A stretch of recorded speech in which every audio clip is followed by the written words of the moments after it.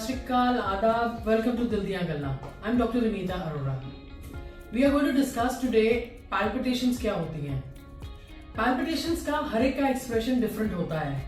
कई लोग जब हार्ट बीट बढ़ जाती है, हमारी दिल की धड़कन बढ़ जाती है, उसको पैल्पिटेशंस को एक्सप्रेस करते हैं। कई बारी हार्ट जोर से धड़कता है, जैसे एकदम से फोर्सफुली धड़कता है, उसको भी पैल्पिटेशंस बोल देते हैं। कई बारी हार्ट बीट रेगुलर होती है, इरेगुलर होती है, उनको भी पैल्पिटेशंस बोल देते हैं। हमारा एक्सप्रेशन जो पैल्पिटेशंस का है, जब हमारी हार्ट बीट 100 से ज्यादा हो जाए तो उसको दिल की धड़कन फास्ट बोलते हैं, उसको पैल्पिटेशंस बोलते हैं। पैल्पिटेशन की कैटेगरी में कई बारी हमारी दिल की धड़कन 120, 130, 140 हो जाती है। जब हम स्पेशली हम एक्सरसाइज करते हैं, हम सीढ़ियां चढ़ते हैं, तो हमारी धड़कन बढ़ती है। उसको हम पैल्पिटेशंस लेवल नहीं कर सकते क्योंकि ये नॉर्मल धड़कन है जो बढ़ गई। लेकिन कई बारी हमारी धड़कन एबनॉर्मल हो जाती है। दैट मीन्स हार्ट के अंदर और सर्किट्स बन जाते हैं, या तो छोटे सर्किट होते हैं या मैक्रो सर्किट्स होते हैं, माइक्रो सर्किट्स होते हैं या मैक्रो सर्किट्स होते हैं। अगर उनकी वजह से हमारी दिल की धड़कन 150, 160, 170 हो जाती है, उसको पैल्पिटेशंस कह के हमें ट्रीट करना होता है।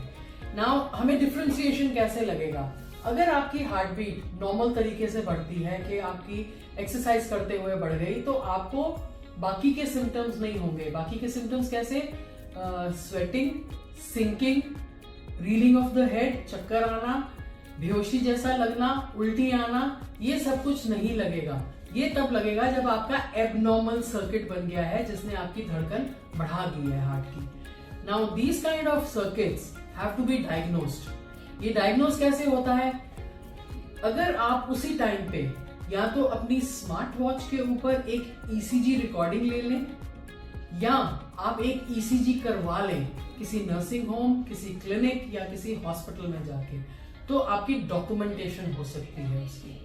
अगर आपकी डॉक्यूमेंटेशन नहीं हुई तो हम उसको कई बारी पेशेंट्स के सिम्टम्स को एनालाइज करके हम लोग ELR, एक्सटर्नल लूप रिकॉर्डर या हॉल्टर करवाते हैं, जिसमें अगर सिम्टम्स फ्रीक्वेंट हो रहे होते हैं तो वो आ जाते हैं। आजकल आर्टिफिशियल इंटेलिजेंस कार्डियक इलेक्ट्रोफिजियोलॉजी में इतनी अच्छी से प्रोग्रेस कर गई है कि स्मॉल डिवाइसेस आर अवेलेबल। छोटे छोटे डिवाइसेस हैं, इतने से साइज के डिवाइसेस हैं, जिनको हम संकेत लाइफ के नाम से बोलते हैं। मेड इन इंडिया है, यहाँ के हैं, जिससे हम ECG रिकॉर्ड कर सकते हैं। 1 lead, 3 lead, 6 Leeds and 12 lead ECG record कर सकते हैं, और इसकी कॉस्ट ज्यादा नहीं, हार्डली 3000 रुपीज है।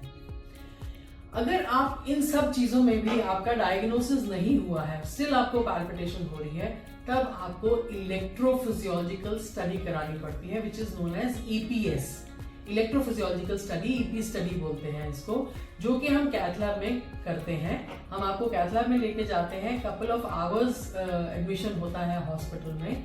आपकी टांग की नाड़ी के through we put in multiple catheters in the heart, और आपका इलेक्ट्रिकल कंडक्शन सिस्टम हम स्टडी करते हैं।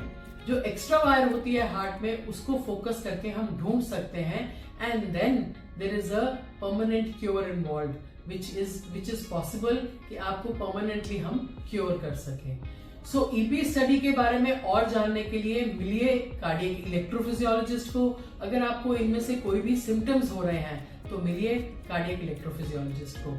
और जानते हैं नेक्स्ट एपिसोड्स ऑफ दिल दियां गल्लां। Kindly follow us. नमस्कार, शब खैर, टेक केयर।